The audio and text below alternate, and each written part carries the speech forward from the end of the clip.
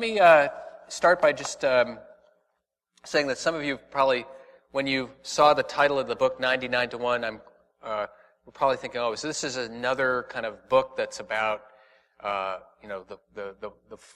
crimes of the 1%, and it's sort of an attack on the 1%, however people think about that, and which I've heard a lot. And I kind of want to start off by just saying biographically, I grew up in the 1%. My great-grandfather was the meat packer Oscar Mayer, who started a business in Chicago 100 years ago, 120 years ago now. And so my father used to say, bringing home the bacon has a different meaning in our family, which is very, very true.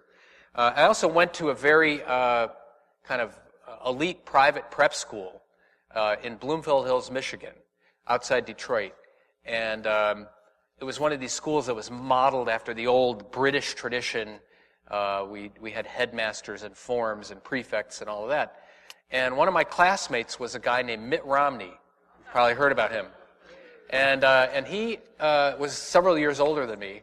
And I could tell you some other stories about sort of the environment at Cranbrook and bullying and those sort of things. But he and I basically both grew up in this sort of same community, same imprint, kind of in the 1%, steeped in the sort of beliefs about how we're more deserving and worthy. And there was a lot about our schooling, which was about preparing us to lead. In fact, the school motto was aim high. And it was depicted by a logo of an archer shooting an arrow straight into the air, which, if you think about it, is a really foolish thing to do. So I like to think that, but you can, as you know, you can tell, candidate Romney is aiming high, and perhaps shooting the arrow straight into the air, so hopefully we'll. So the context, though, is that this discussion about the topic of the book, the extreme inequality of wealth, has really taken a leap forward. Thanks to the events a year ago, the Occupy movement, and other movements that I think sort of streams of education and organizing efforts, the conversation about inequality took a huge leap forward. And one of the things that I was struck by a year ago, there was a Tumblr site where people called We Are the 99%, where people posted their picture with a statement. Any of you ever looked at that or seen that? A number of you have seen it. It's still there, and they're stories. It's basically people's stories. And some of the memorable stories I remember are a young woman who says, I used to dream about being the first woman president. Now I dream about having a job with health insurance. And a young man said, or another woman said, I'm working bussing tables for $8 an hour so I can help my father pay off $23,000 in medical debt. I hope to get married. I'm saving up money. But it looks to me like my entire future will be ruled by debt. So I'm 22 years old, and all I can see down the line is paying interest. She says, I am the 99%. And another fellow wrote in and said, I served a tour of duty in Iraq, where I worked to help politically connected private contractors make a lot of money. I came back to the United States after an economic meltdown where the greed of bankers and excess destroyed our economy. And he said, I've joined the Occupy efforts. This is the second time I've been fighting for my country, but now the first time I understood who my enemy is. And on and on. And I encourage you to go on and read these stories, because I could tell you statistics about inequality that you probably are as rooted in as I am. The fact that 1% of the population now has more wealth than the bottom 95%. That the share of wealth over the last 30 years going to the 1% and the share of national income continues to grow. But these stories actually, I think, break through. And when I read them, I realize there are stories of people who are trapped in poverty, who are surviving, trying to survive, don't see any way forward. There are stories of what I would call the collapsing middle class experience, people who, were pursuing the American dream and then had the rug pulled out from under them, their hope to retire, to hold on to a home and pay off a mortgage, to have a chance to have leisure in their older years and travel or enjoy their grandchildren. Their dreams have been wrecked by foreclosure and unemployment and the changing economy. And then there's a group of young people who are part of those stories who have followed the advice of their elders, and some of them have gone to college and they've taken on tens of thousands of dollars in debt and have absolutely no concept of or idea of how they're going to pay off that debt and feel completely betrayed. And when you read those stories, you realize, yes, we may have political events and presidential elections will come and go, but that those underlying conditions, people trapped in poverty, the collapsing middle class, young people with no way forward, those underlying conditions are not going away. In fact, our current political system, captured as it is by a couple thousand global corporations and segments of the 1%, our current political system is incapable of actually addressing those problems. And so that's why the pressure will continue to build in different forms. The Occupy movement was one expression of that. There are other streams of these movements flowing that will continue to pop up. We might get distracted or deflected into various things, but the underlying grievances are not going away. And so I believe the pressure will continue to build in various ways, and that ultimately there will be some pressure and some realignment politically and socially that will force some kinds of change. But I want to talk to you about that. And a couple of just things I want to say, though, that I've worked on these issues of inequality of wealth for about 25 years. About 15 years ago, when we started United for a Fair Economy, there was still a debate over whether these statistics about inequality were accurate, meaning there was a contested debate over, are we becoming more unequal? And you had, some people arguing, no, these inequalities, this is just, if you look at the data this way, we're not unequal. And there is no contest now in the realm of rational data discussion. You can read about income inequality and wealth disparities in the Wall Street Journal. You can see it in very independent research. There's a recognition that we have entered into a new phase of extreme inequality of both income and wealth. Where there's still a little bit of contest politically is, do these inequalities matter? So some people still argue poverty is a problem, but we should not really be concerned about how concentrations of wealth, how rich the rich are. That's not really, let's look at the problems over here. Let's look at, and even within a lot of faith communities and religious congregations, the debate is divided. Let's talk about what we can all agree on here, which is the poverty is a problem, and we as Christians or people of faith, whatever your tradition is, should address the issues of poverty. But let's not talk about how much wealth is gushing up to the top. That's a little divisive. That's class warfare. That's envy. So there's still a little bit of debate about that. But what I want to say is that now, after about several decades, there is now incredible evidence in every discipline that these disparities of income and wealth are trashing everything we care about. So if you care about, think about what is it that moves you that you care about? Think about children and their opportunities, grandchildren. You care about the health of the ecological environment. You care about the city that you live in and the quality of life and transportation and what are people's lives in a city. You care about democracy and whether we have real participation.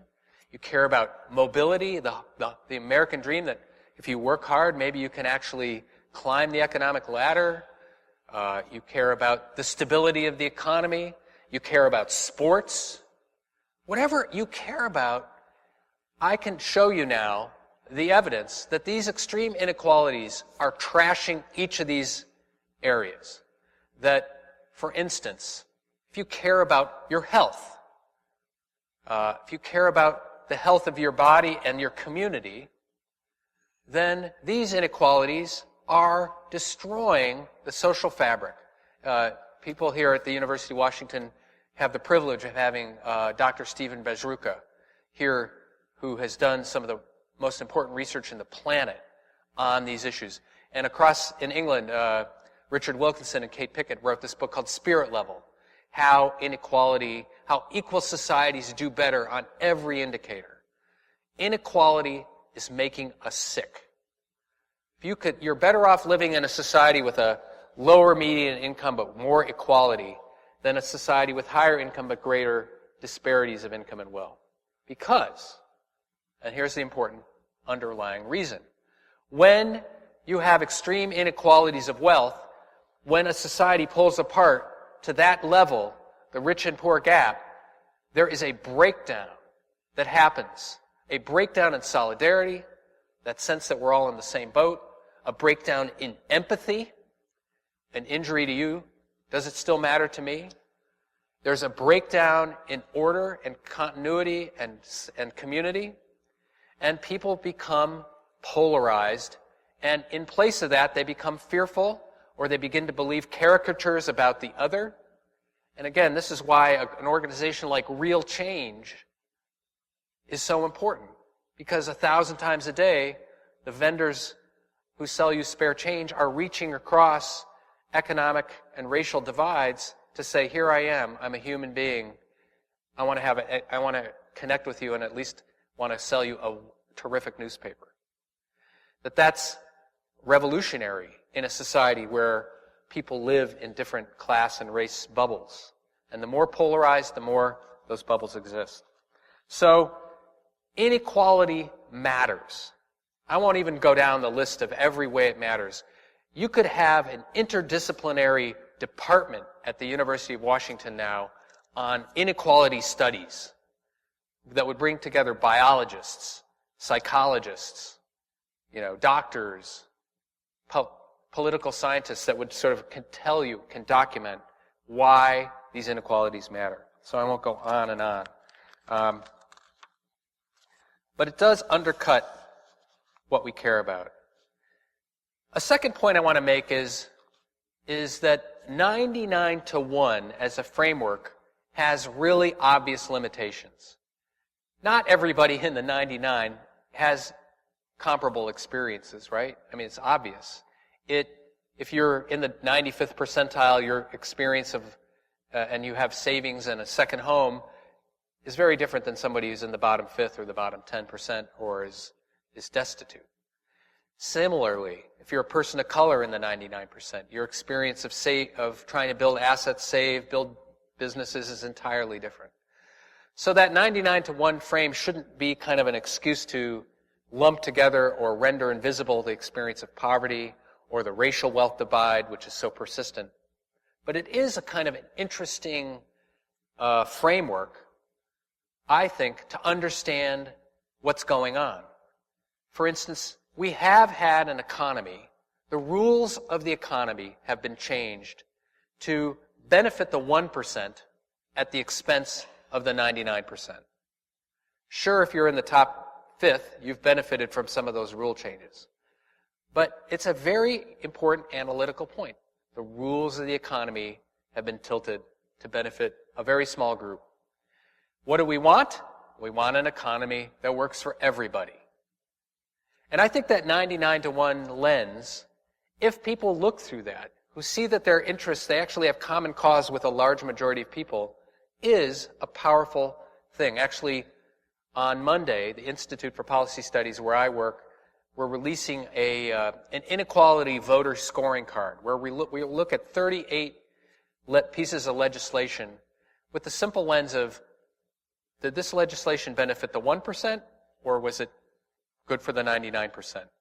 And we have a bipartisan list of voters and elected officials and what their records are in relation to these inequality issues. So it's like an inequality sports card. So it's a useful framework. That said, the 1% it doesn't make sense to lump together the 99%, nor does it necessarily make sense to lump together, in my opinion, the 1%. Having grown up in the 1%, I actually have had a front row seat to the fact that there are a huge percentage of people in that 1% actually have devoted themselves, are concerned about having a fair economy, having a society that works for everybody. So there's this segment of allies and people who have worked philanthropically behind the scenes, many of them quite humbly, to work for a good society. The problem is, within the 1%, there's a segment that I characterize as the rule riggers, the game fixers. They use their considerable wealth and power to influence the political system, to change the rules, to benefit themselves so that more wealth and power funnels to the top. And that is a hyper-organized segment in the 1%. And they have a whole mythology that they subscribe to, which is kind of like this Ayn Rand view of the world, which is there are the virtuous prime movers. There are those of us who, are the engines of the economic train that pull the rest of the train along. And we are the virtuous ones. And we should, be free of government regulation and even taxation, and we should all just bow down and exalt their efforts. So they believe that it's really in the best interests of the whole economy to just have policies that benefit themselves more and more.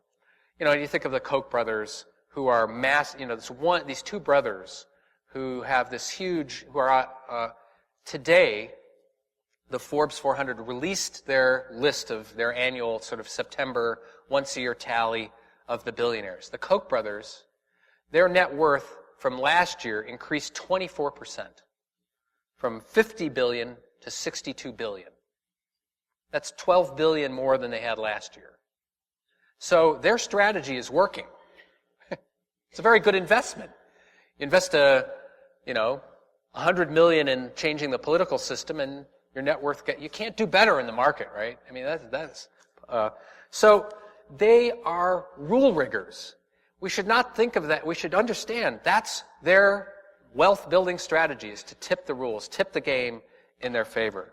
And those are the folks that we should understandably focus on in terms of taking back our democracy, taking back our economy, and addressing that. The other point that I try to make in this book, having worked with business leaders like Bill Gates, we organized 3,500 multimillionaires and billionaires to publicly preserve the inheritance tax or the estate tax. And it was a really powerful campaign.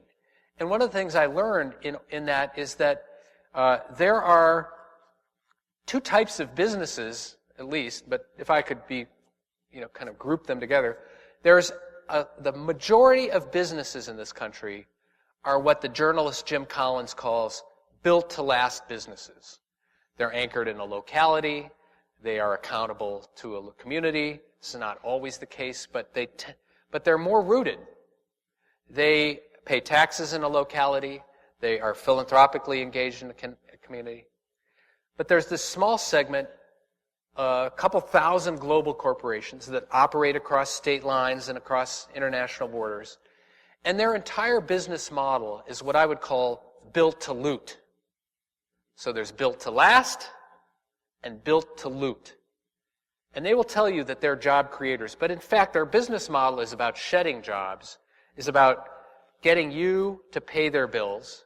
So many of these companies have figured out how to game the system, so they have subsidiaries around the world and they move their profits around and they pay very little or low taxes in the United States so that you and I pick up the slack.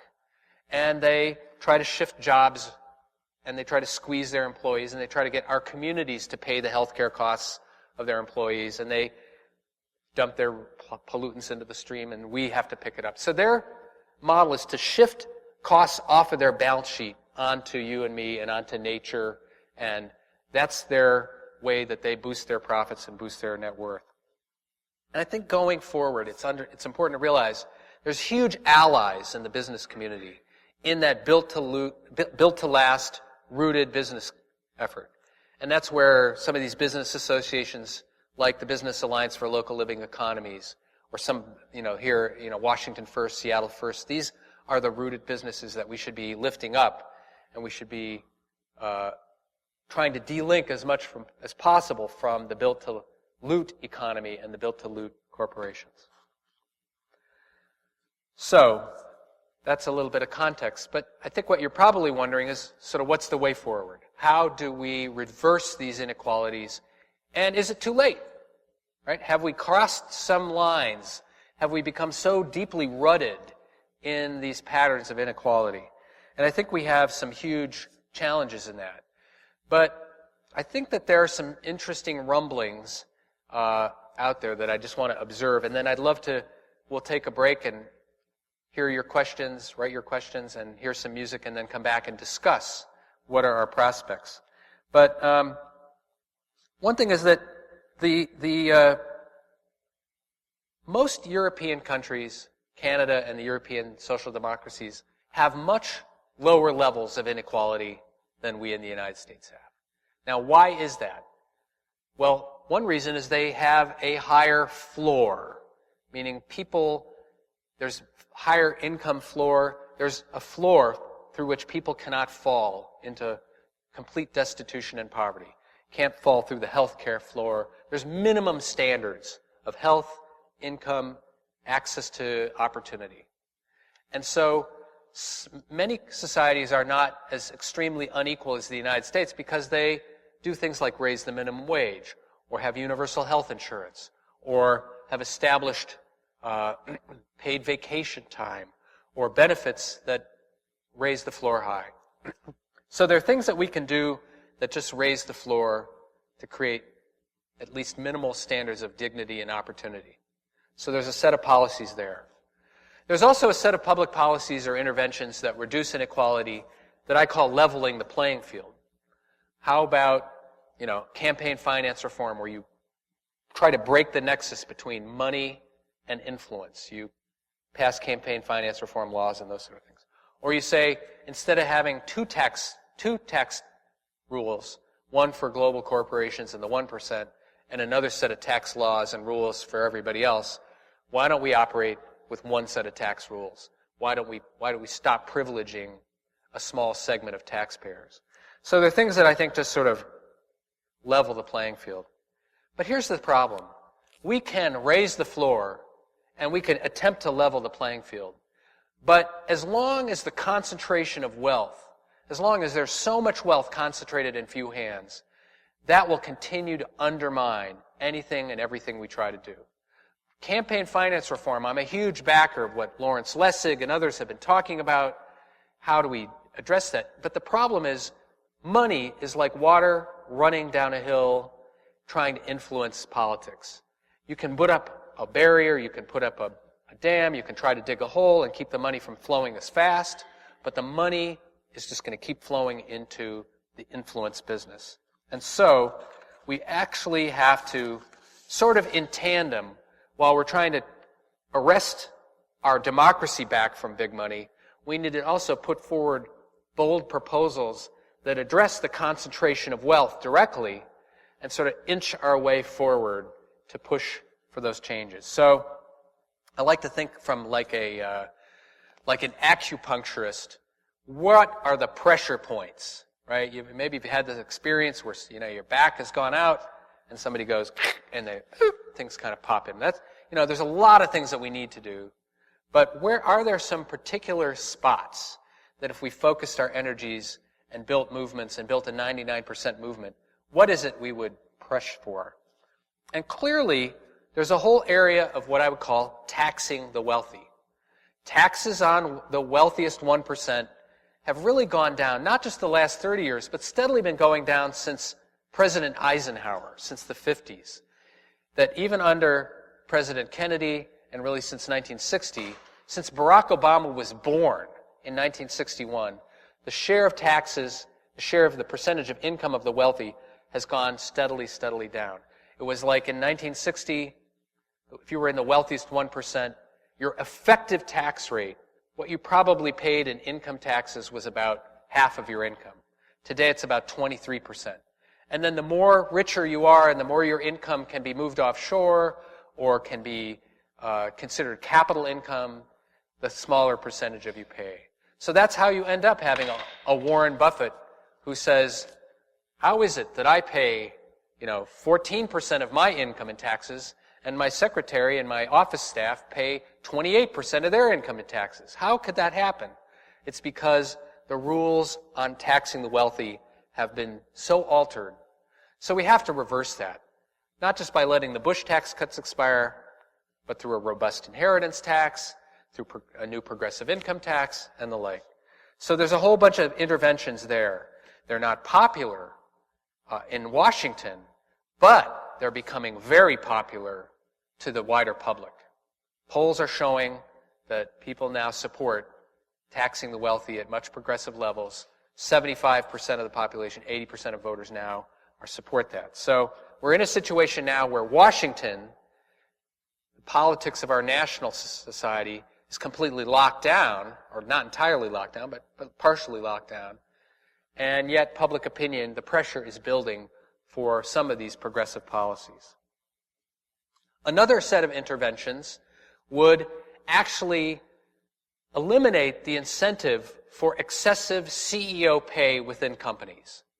And every year, the Institute for Policy Studies, we do an annual survey on executive pay, and we look at different aspects of the gap between highest paid workers and average workers in a company. Basically CEOs paid more in a day than their average workers are paid in a year. It sounds like maybe this is symbolic, but actually, if we can address that, and there's a number of rules I won't go and bore you with, but there's a number of ways to address that, we actually get at the root of the incentive system that promotes that short-term, built-to-loot mentality among top managers. And so if we can intervene there, we actually, to require, in a sense, companies to think about longer-term horizons and not just taking the money and run, we actually slow a piece of the machinery that's been generating these inequalities.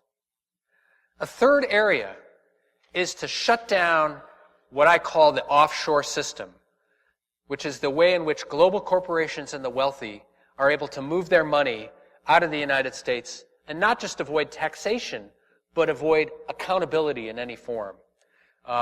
Last year we did the study, this year we looked again. There are 25 of the 100 largest companies pay their CEO more than they pay in U.S. taxes. They pay one person more than they pay their entire bill to Uncle Sam. 25 of the 100 biggest companies in the United States. That's because largely they use subsidiaries in Singapore or the Cayman Islands or Luxembourg to move their profits, move their property, move their intellectual property. Apple Computer does this. The big drug companies do it. They pretend that they're shifting their profits offshore and they reduce their tax bill. I used to think this offshore system was kind of an annoying element of our tax system. I used to think, wow, wealthy people move their money to Switzerland, or people have accounts in the Cayman Islands. Now I actually believe that the offshore system is at the center of what's broken. That it's not just about avoiding taxes. AIG, the subsidiary, the insurance company that tanked and brought down, was a contributing factor of the economic meltdown, was a subsidiary based in a secrecy jurisdiction in England.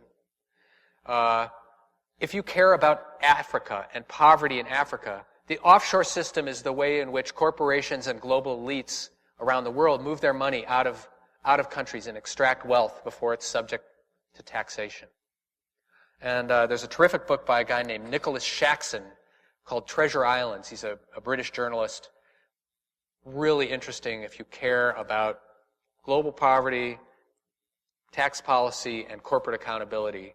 We need to intervene. Well, there's things that can be done. The United States could be a leader in shutting down the offshore system.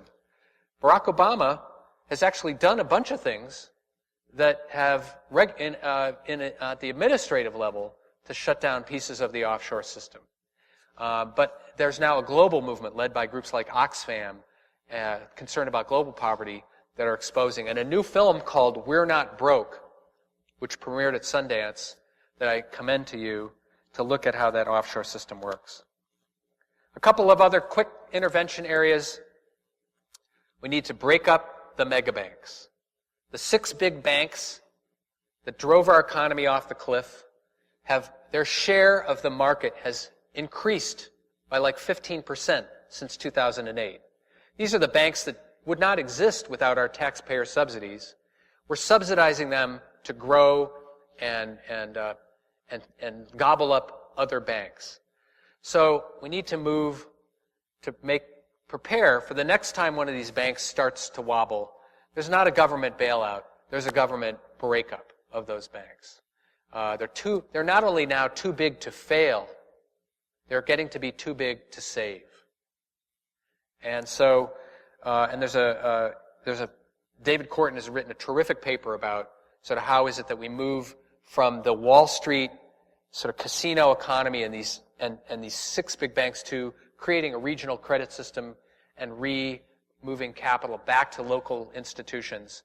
And individuals can do this. There's this whole Move Your Money movement, and religious congregations, and municipalities. The city of Boston is debating taking money out of the big mega banks and proactively depositing funds in local and regional banks. Final area that I would point to is the sort of how do we recharter corporations. And we've been working with a task force of members of Congress that are looking at a federal corporate charter where corporations above a certain size and that operate across state borders would be subject to a federal charter.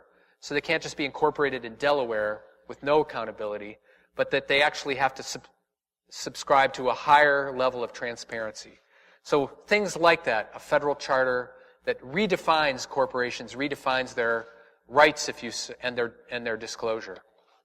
So those are a couple of examples of interventions that I think would make a difference. On the question of, is it too late? Does Wall Street, does this 1% have so much clout? Are they, when you think about the super PACs and the Citizens United decision that's unleashed even more private money, the Koch brothers now have $13 more billion than they had last year, certainly going to use that to protect the old order and system. What do we do? Where do we go? And I guess that the first thing I would just note is there is actually an awakening. A year ago, I think there was a sense of optimism because there was sort of young people and an Occupy movement, and the whole discussion about inequality burst forward. And then I think there's some sort of disappointment that maybe that didn't lead to, the parallel to sort of a Tea Party politics. But that was never going to be the case. The Occupy movement is what it is, which is a swarm, which is a gathering, which is a convergence. And it did something very useful, which is raise the profile on these inequality issues and the ways in which corporations have captured.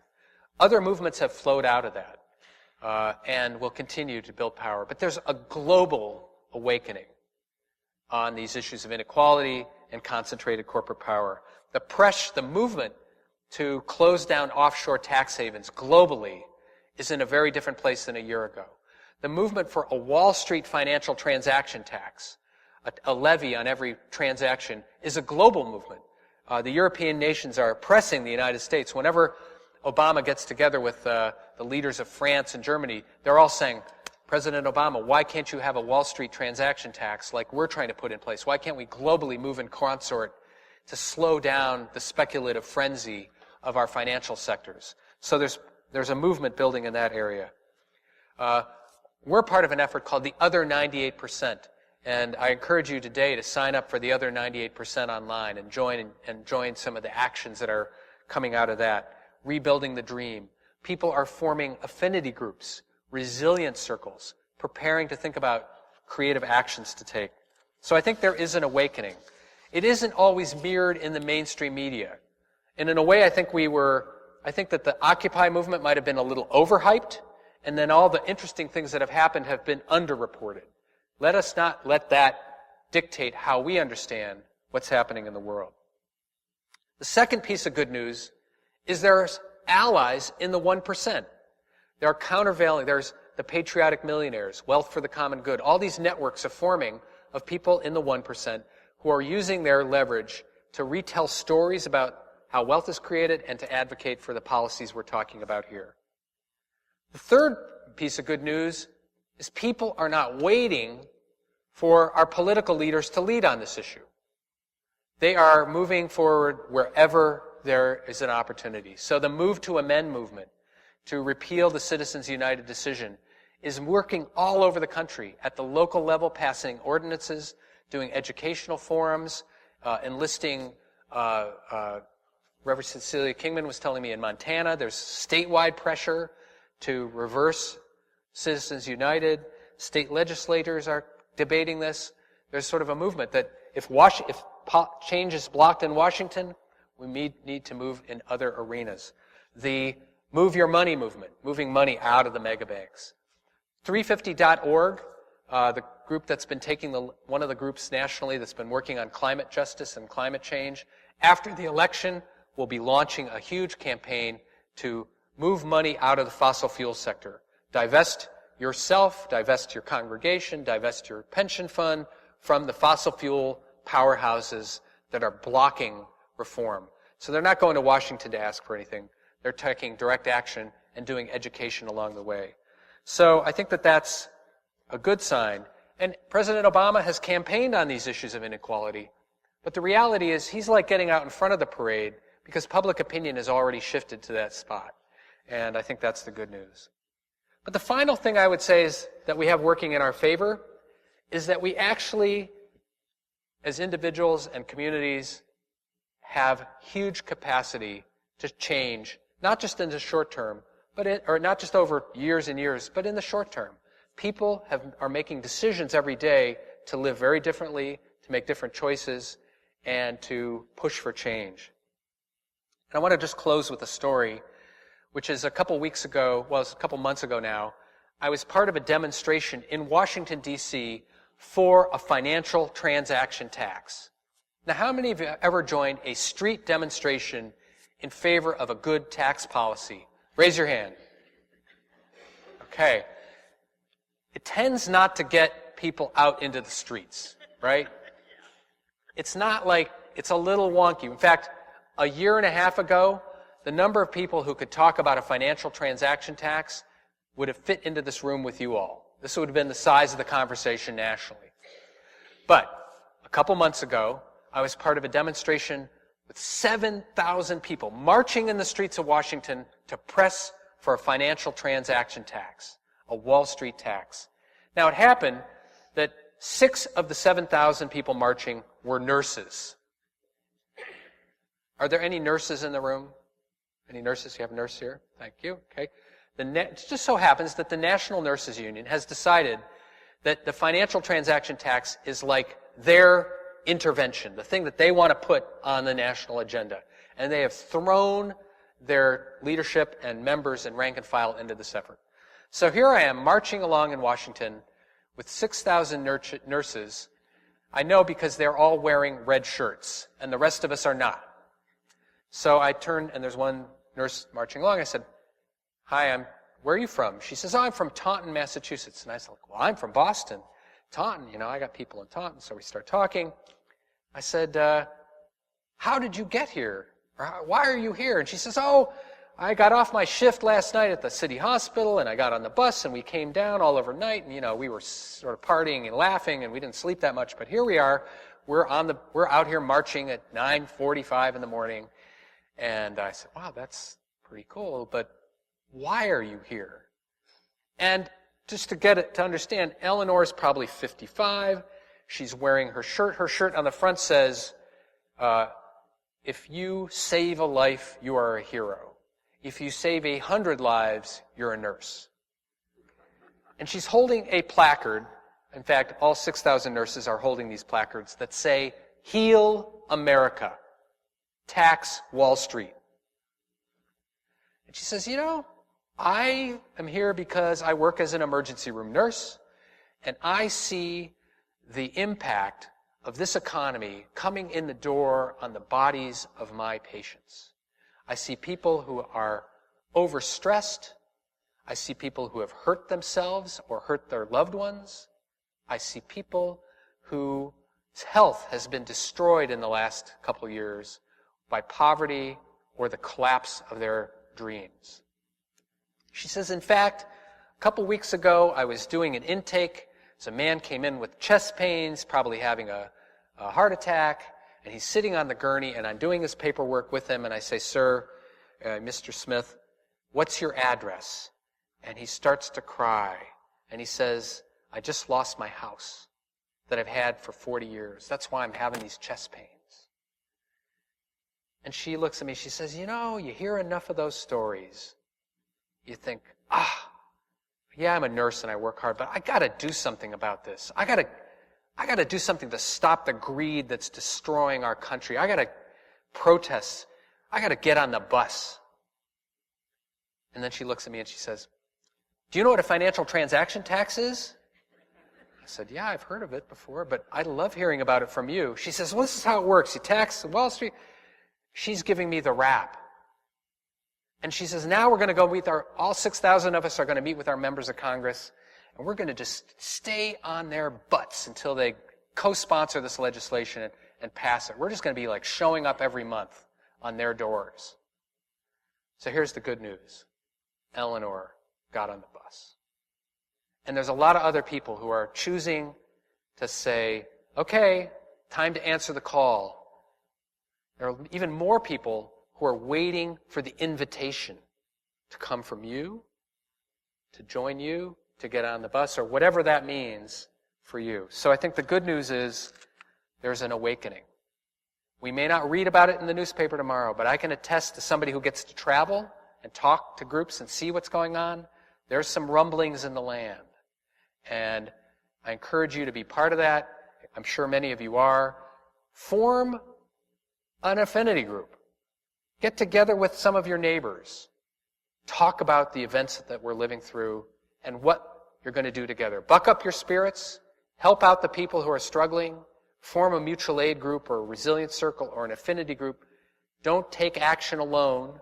Don't leave this talk and say, I'm going to go and sign an online petition. Find 5, 10 others. Break bread together. Talk about what to do. Take action together. That's like the missing piece of our movement architecture right now. So let me stop there. Are there any Republicans who have shown any willingness to back such a tax? So right now the effort is to, actually Peter DeFazio from Oregon has been sort of the lead sponsor and has put forward some of the bills in the past. But I think that there's a growing number of co-sponsors. I think he has 2 Republican co-sponsors. So you could say it's bipartisan, but it's one of those. So there's both a House bill and a Senate bill. I think both of them are coming, adding momentum, thanks largely to the efforts of the nurses. So it's an important ask at this stage to just ask people to co-sponsor, and then apparently Obama actually in Ron Susskind's book, The Confidence Men, there's a little section where Obama came into office supporting the idea of a modest financial transaction tax, which the proposal is something like a penny on every $4 of financial transactions, stocks, bonds, derivatives, other exotic financial instruments, would generate $150 to $200 billion a year. So he came in and he was talked out of it by Tim Geithner and Larry Summers, the sort of the representatives of Wall Street in the administration. So there's now, I think, within the administration, some rethinking, hey, maybe this would be good politics. So, and then again, every time he talks to Angela Merkel on the phone, she's saying, come on, Barack, let's get that financial transaction tax, So that's helping as well. So. Student loans are crippling the entire next generation. What do you think can and should be done about this? Well, I think it's a very powerful 99-to-1 issue, right? And it even came up this summer whether to allow student loan interest rates to double or not. And this was a real debate. But I think that if you think about, there was a generation of students, some of you in this room could probably attest to the fact that you got a debt-free college education thanks to whether it was tied to military service or a Pell Grant or the like, that the percentage of debt that students are taking on is enormous. And I don't know if any of you have children or both individually, personally in college, or have children or grandchildren who are trying to figure out how to pay for college, but it's a whole new world, right? It's a whole new world than it was 30 years ago. Part of that is that the college and university system there's very little cost control systems within those institutions. There's, the price of tuition has risen dramatically in relation to the other costs of living. So there has to be some efforts within higher education to control costs, just like in healthcare. You have to create some breaks. There has to be,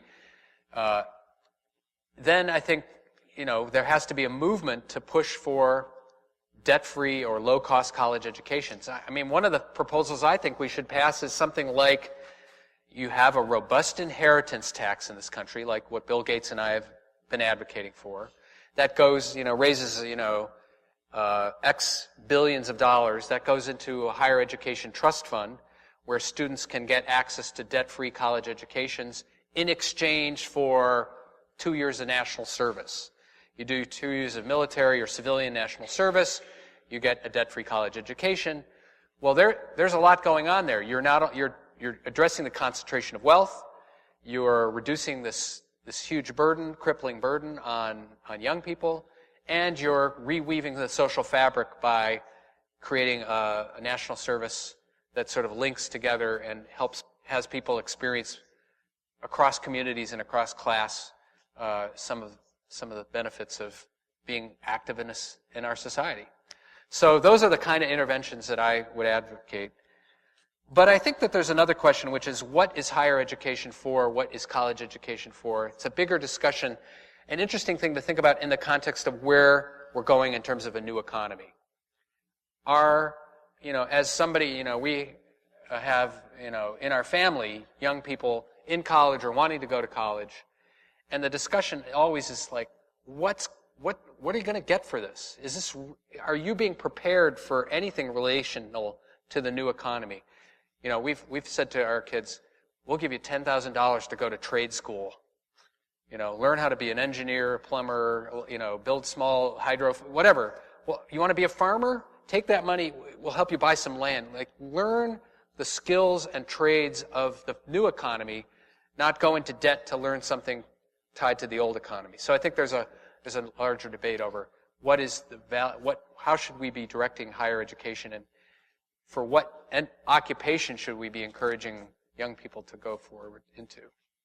Given the obsolescence of the nation state caused by transnational globalization, how can the offshore economy that you talk about really practically be shut down?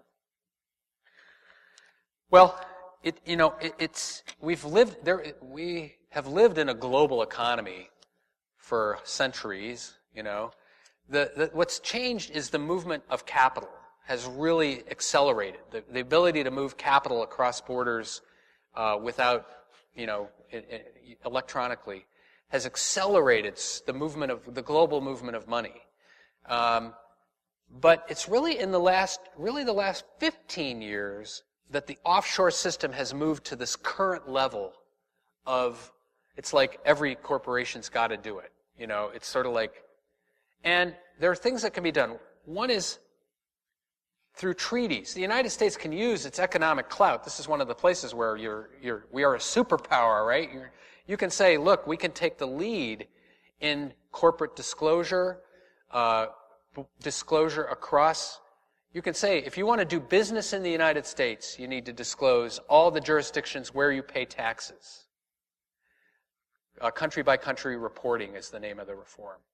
You can basically outlaw creating subsidiaries for the sole purpose of tax avoidance. You can do that with individuals.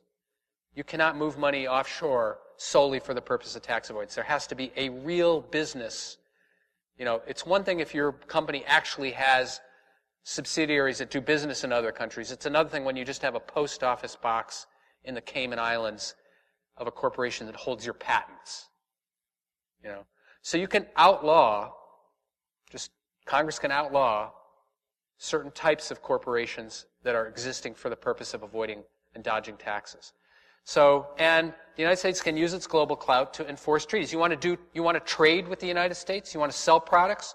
Then you have to meet this global set of standards. So, the United States can play a progressive role in that.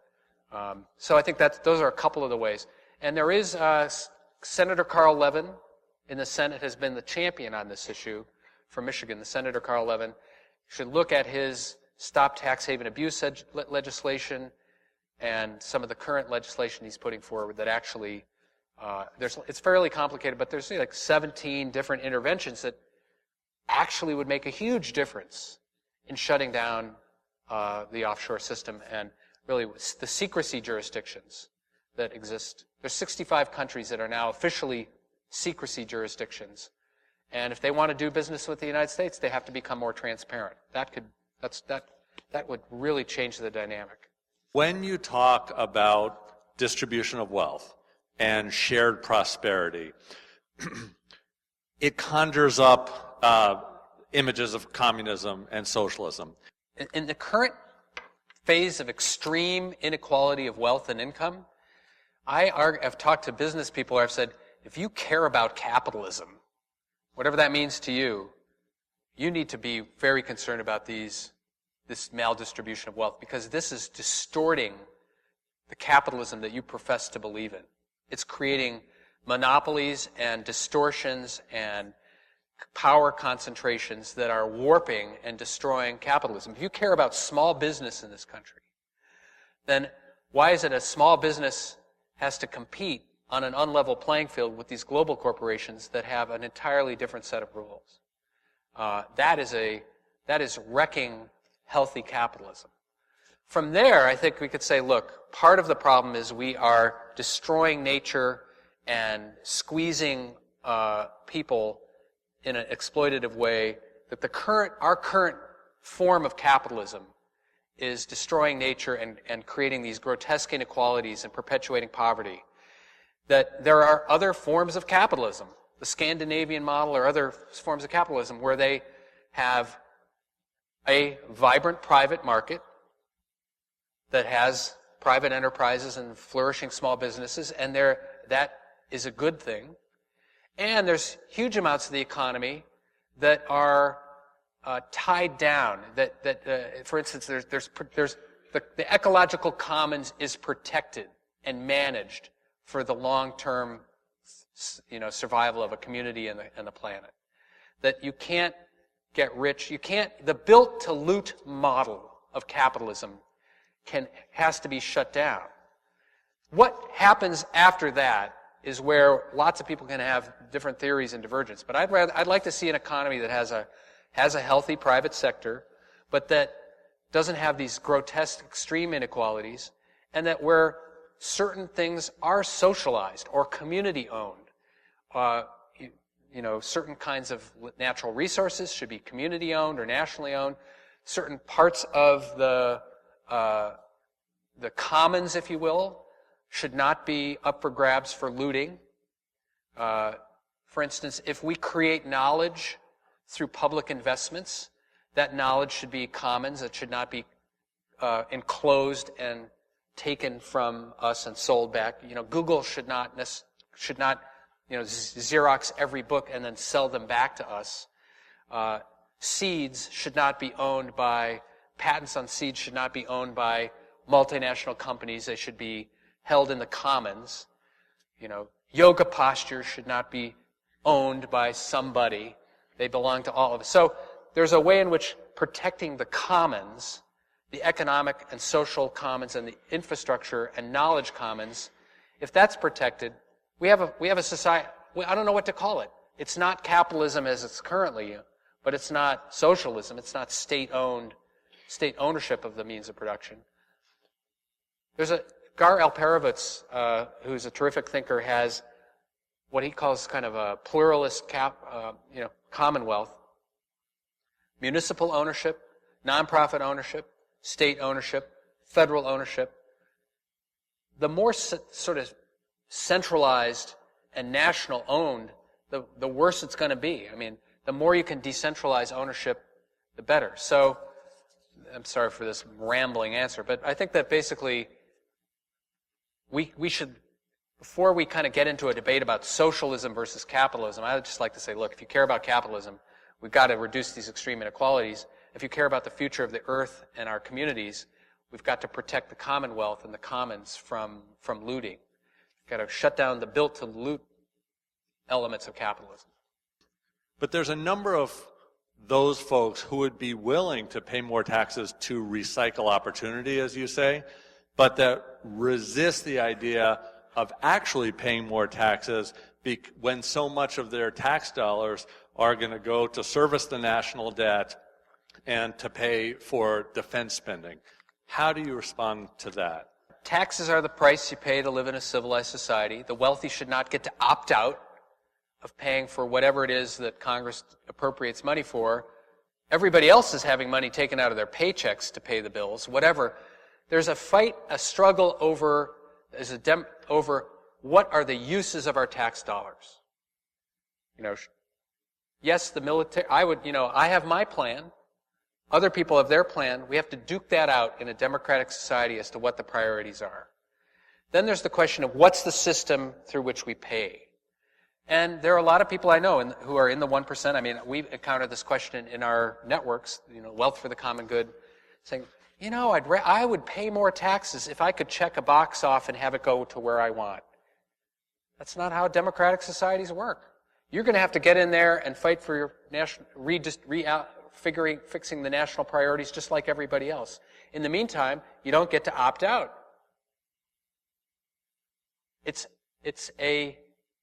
Taxation is different than charity. Charity does very useful things, but it is not a substitute for infrastructure and for the other uses of tax dollars. So I guess my argument is there's a one set of political debates over how we use our money, but the system of revenue should be a progressive system, and we should move as quickly as possible to move toward that.